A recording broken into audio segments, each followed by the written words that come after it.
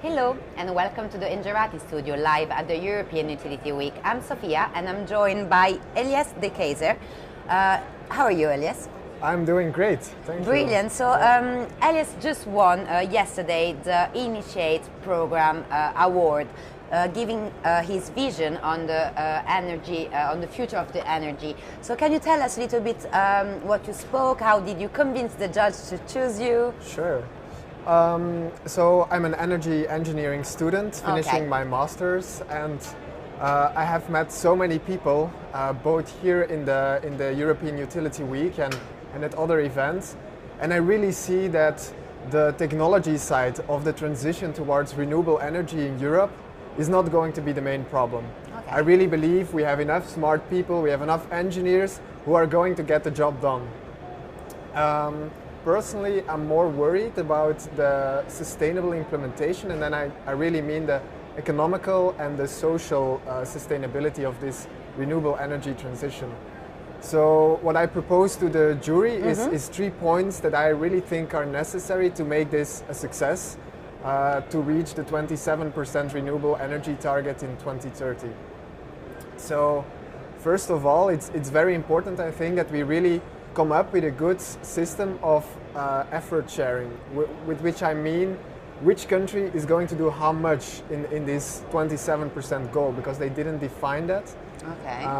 For 2020 goals, the European Commission had national targets, but those were rather based on diplomacy and the GDP of the countries, and not really looking at the renewable energy potential.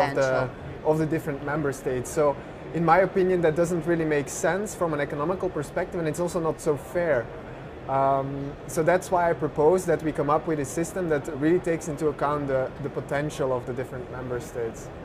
And then a second important thing is that we have a unified support mechanism. Right now, subsidies are still important to support renewable energy, and of course this is something that we try to phase out. But in the coming decade, it will still play an important role to support renewable energy. And there I think that the European renewable energy sector can become more cost competitive if all those countries use the same types of subsidies. Because otherwise, countries have a business case that works maybe in Germany, but it doesn't work in Belgium, and so on and so on. And also it's more prone to political fluctuations in the countries. If there is a new government elected, then suddenly the subsidy scheme is stopped. So this doesn't give the right stability that companies are looking for to do innovation, to do R&D and so on. If you do this on a European level, I think we have more certainty about those things. And then the third part is actually, for me, from an ideological perspective, the most interesting. And I believe that this is both the most important and both the most difficult part of the story, and it's energy democracy. Yeah. So I really believe that energy, it's the driver of our modern society. So I think it's very important that the people, the common man in the street, is involved in developing the future of this. So we need to involve citizens in decision making in all kinds of projects that are related to energy and renewable energy. We have to support renewable energy cooperatives, because in these renewable energy cooperatives, people, just normal people like you and me, can participate in those projects, and we feel way more connected with it.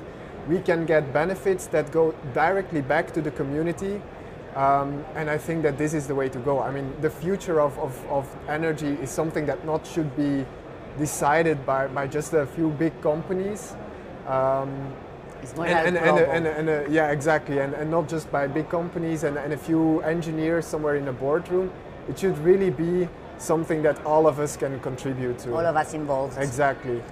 And that are the 3 main points that I believe are necessary to make the renewable energy transition a success in Europe. Okay, so I can understand why he won, of course. Elias, this was a great opportunity for you to be able to present at the European Utility Week at the Initiate program. How do you feel? And also I wanted to ask you, how did you do to get here?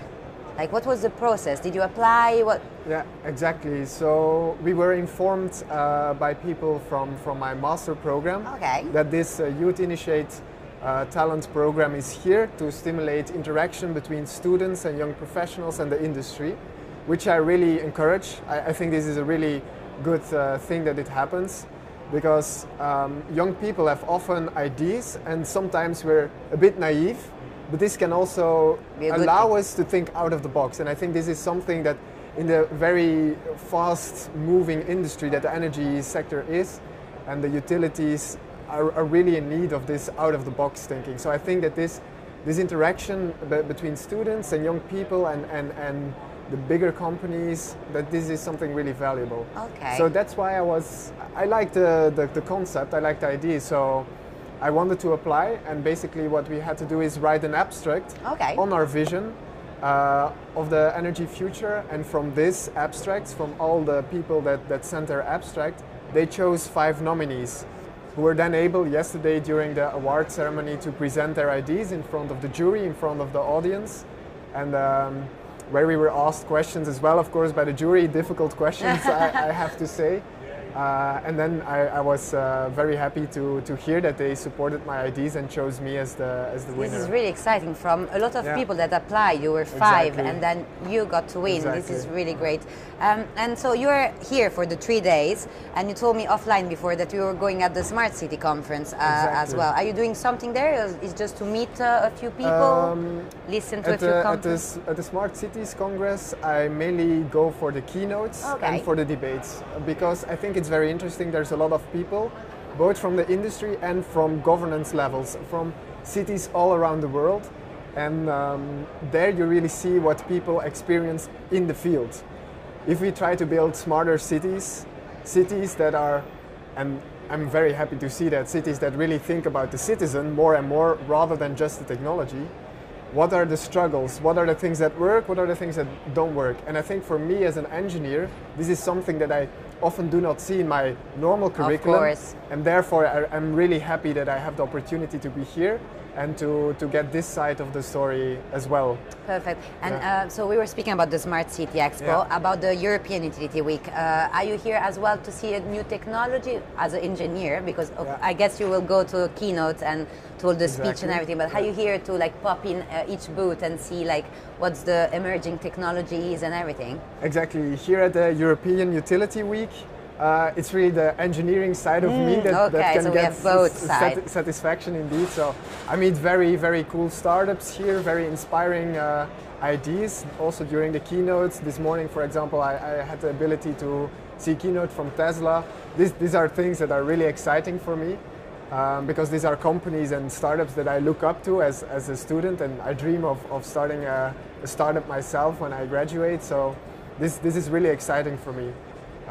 Being also together here with other students, also yesterday during the award, there were many students in the audience, and I'm very happy to share my vision with them, because in the end we are going to be the ones who have to take it over and have to build a new energy system. And this is so interesting that a lot of young people get involved now in the energy industry. So well done to you.